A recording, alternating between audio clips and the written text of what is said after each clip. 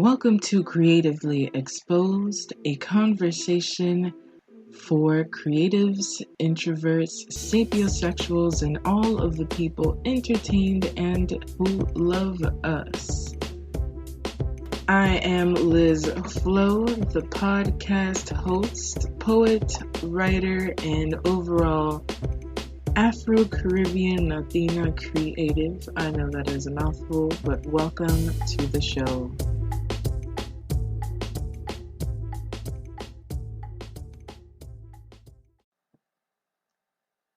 Welcome back to Creatively Exposed. And when I tell you I have been through all of the ghettos of these vocals, I have been having some weird struggles with my Zoom interviews.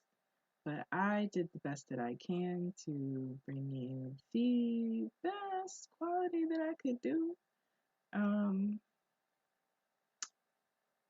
It might be a little distorted, and I just think that the initial energy of the next two interviews are so amazing and sincere and moving that you just can't duplicate it in doing it another go round.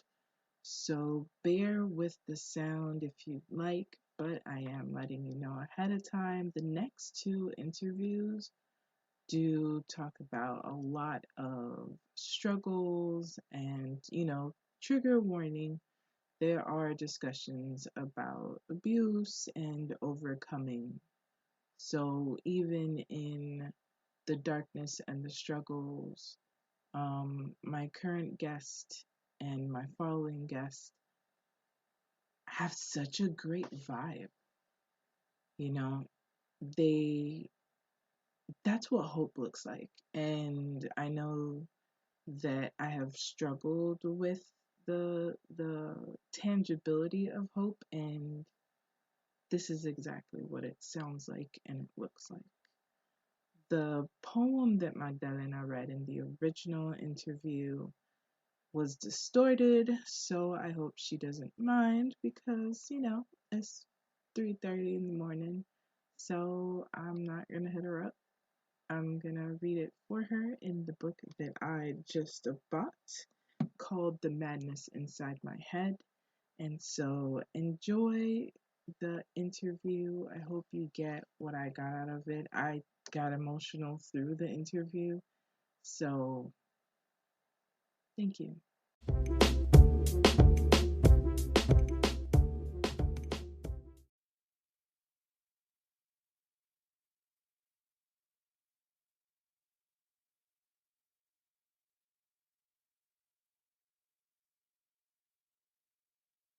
Slap this thing to record to Okay.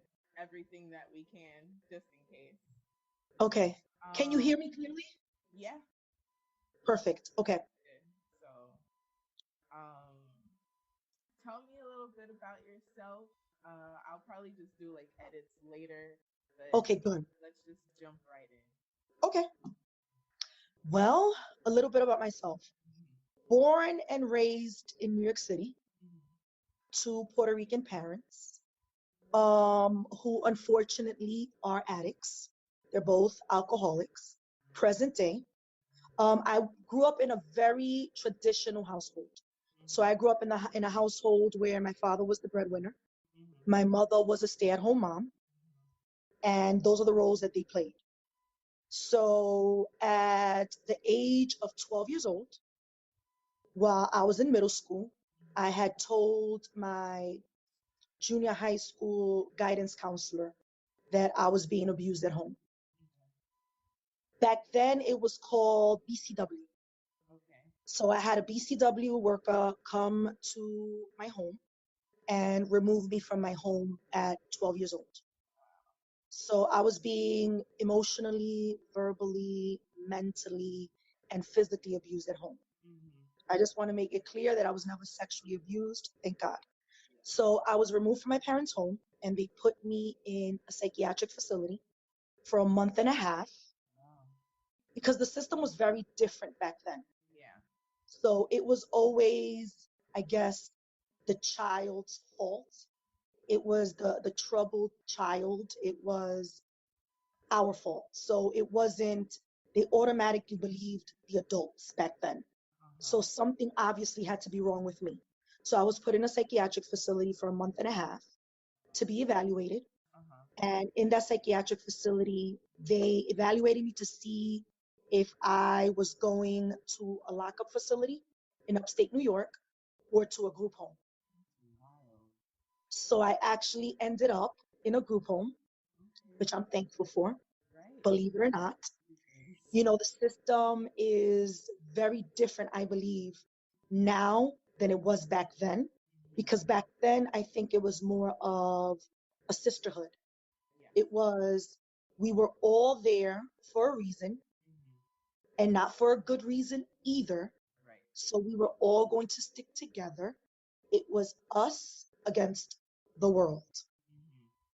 So we did the sisterly thing inside the group homes. So we argued, we fought, we did everything that normal, regular siblings would do, Yeah. because that's what it was back then. So I actually, from that group home, ended up going to another one and another one. So I was in several group homes. Mm-hmm. I also ended up in one foster home. Mm-hmm. Then from there, I went to a homeless shelter. Wow. Then from a homeless shelter, I went to a domestic violence shelter. And then from the domestic violence shelter, I got my own place. Okay. I Yes. live I live in the projects, but it's my own place, and I've been living in the projects for 18 years in East Harlem, Manhattan. Wow. Mhm. Oh, wow. Um, you have as your username poetry is there. Explain that. Correct. Well, I've been writing. I am 40 years old, young, and I've been writing since I was 12 years old. Okay. That has always been an outlet for me. Mm-hmm. That's always been therapy for me. Um, Besides the traditional talk therapy Mm-hmm. that I have been in since I was 12 years old. Okay. So, present day, I still see a therapist Mm-hmm. once a week, every week. And I've come to terms with the fact that I'll probably be in therapy for the rest of my life. And I am okay with that. Yeah. So, getting back to the writing, I've always been doing that. I just love writing, especially poetry. Why poetry? Because with poetry, especially, like, it's a freedom that comes with writing poetry. It's Mm-hmm. just, to me, it's so simple, yet so complicated. Yes. And you can just write the way you talk. It doesn't have to be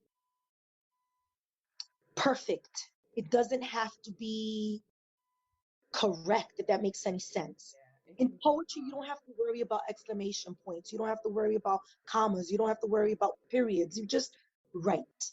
Yeah. Whatever you want it to be. Exactly. Free form Yes. poetry, which is my favorite. Mm-hmm. Mm-hmm. And what else do you write? Well, I've written a poetry book actually Okay. called The Madness Inside My Head, Mm-hmm. which is available on Amazon. Nice. The reason why I wrote this book, I guess, is so that people could get a glimpse inside my head. Mm-hmm. So I have been diagnosed with major depressive disorder. Mm-hmm. I've also been diagnosed with anxiety that comes with panic attacks, Mm-hmm. as well as PTSD, which is post traumatic stress disorder. Yes. So in the book, I break it down into three things. So the good, the bad, and the ugly, Okay. as far as what's going on in my head on a daily basis, Yeah. because there's a lot going on in there. Mm-hmm. Mm-hmm. And what made you decide to publish a book like this? Oh, I'm an open book. Okay. I've always been very open and honest about the things that I've been through, because I know for a fact now that I'm not alone. And a lot of people appreciate my honesty. And a lot of people that have purchased my book can actually relate to a lot of the poems that are in that book.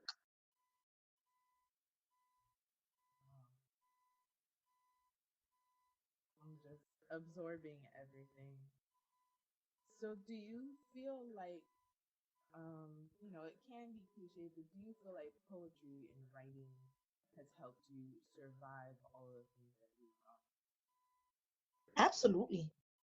If I couldn't write, which I do every single day, through? honestly, I probably would end up in a mental hospital. Mm-hmm. Writing is that important to me. It's a part of me.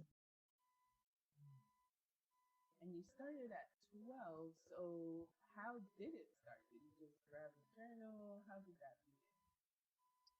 I started writing in a journal. I've always had journals. Okay. So I've always written in journals. Since I was 12 years old, I've always kept a journal.